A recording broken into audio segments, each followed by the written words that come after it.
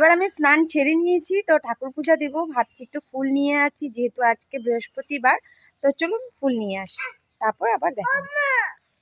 কি সুন্দর লাল লাল জবা ফুল। বৃহস্পতিবারে গাছে যদি এইভাবে ফুল পাই তাহলে তো আর বলার নেই, খুব ভালো লাগে। ঠাকুর পুজো দেওয়া হয়ে গেছে আমার, তারপর ওই আর কি ব্রেকফাস্ট করে আইরিশকে স্কুলে দিয়ে দুপুরের খাবার খাচ্ছি। এবার দুপুরবেলা মামুনি রান্না করেছিল অনেক কিছু, বাদাম বাটা, আলুর দম, টমেটো চাটনি আর বেগুনের পাতুরিও করেছিল। খাবার দাবার করার পর একটু শুয়ে নিয়েছি, তার সন্ধেবেলার পর এসে পড়েছি একটা বার্থডেতে। আর আইরিশ এখানে দাঁড়িয়ে বলছে আমাকে ফটো ক্লিক করো, তো আর পাপা ওকে ফটো ক্লিক করছিল। যে কাকু উনার 50তম জন্মদিন ছিল, বার্থডেতে এসেছি, জমিয়ে খাবার দাবার না করে তো আর যাবো না, তো আমরা এবার বসে পড়েছি খাবার খেতে সবাই মিলে।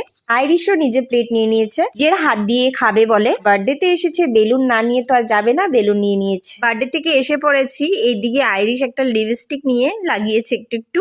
তো আমার ব্লগটা এখানে শেষ করছি, পরের ব্লগে আবার দেখা হবে। সবাই ভালো থাকুন, সুস্থ থাকুন, বাই বাই। ভালো লাগলে লাইক শেয়ার করে দেবেন, নতুনরা সাবস্ক্রাইব।